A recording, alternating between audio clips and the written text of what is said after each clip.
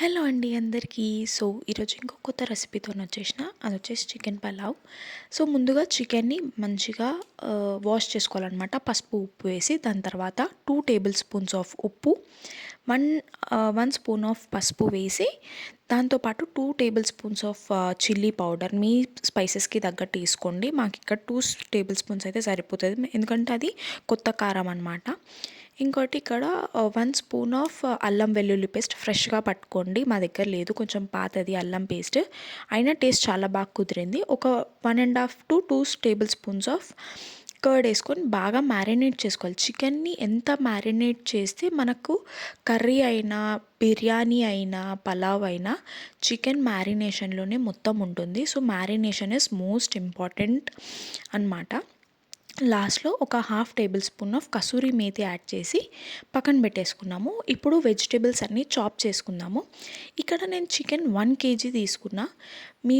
మీకు ఎంత కావాలంటే అలా తీసుకోవచ్చు, బట్ నేను ఇది 1 కేజీ మెజర్మెంట్స్ చెప్తున్నాను.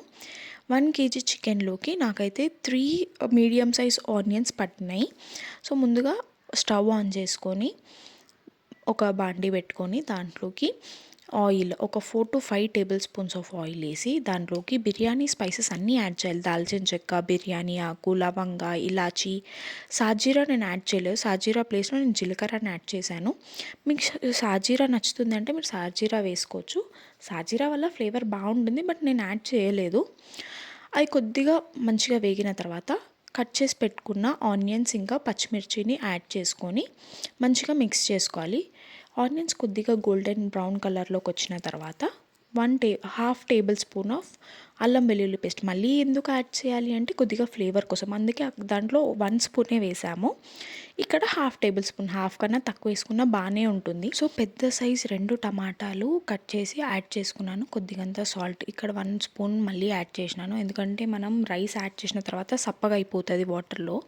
ఇంకా మిగతా స్పైసెస్ అన్నీ యాడ్ చేసుకోవడమే, సేమ్ పసుపు, కారం, ఇంకా చికెన్ మసాలా. మీరు అనుకోవచ్చు ఈరోజు వైకుంఠ ఏకాదశి కదా, ఈరోజు చికెన్ వండుకోవడం ఏంటి అని. మేము అసలు నాన్ వెజ్ తినమండి వైకుంఠ ఏకాదశి రోజు. ఇది సండే వ్లాగ్ అనమాట.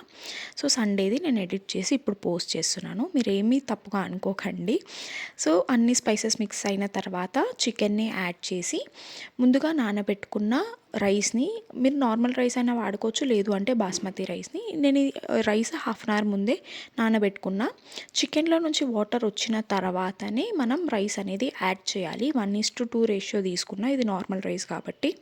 మంచిగా ఉడుకొస్తున్నప్పుడు ఫ్లేమ్ని సిమ్లో పెట్టేసి మూత మూసేసి దాన్ని బాగా ఉడకనివ్వాలన్నమాట. లాస్ట్లో పుదీనా, కొత్తిమీర యాడ్ చేసుకొని గార్నిష్ చేసుకోవచ్చు. రైస్లోనే నేను యాడ్ చేయాలి పుదీనా, కొత్తిమీర, నేను మర్చిపోయినా. సో ఇప్పుడు యమ్మీ అండ్ టేస్టీ చికెన్ పలావ్ అయితే రెడీ అయింది. మీరు కూడా ఒకసారి ట్రై చేసి ఎలా వచ్చింది చెప్పండి.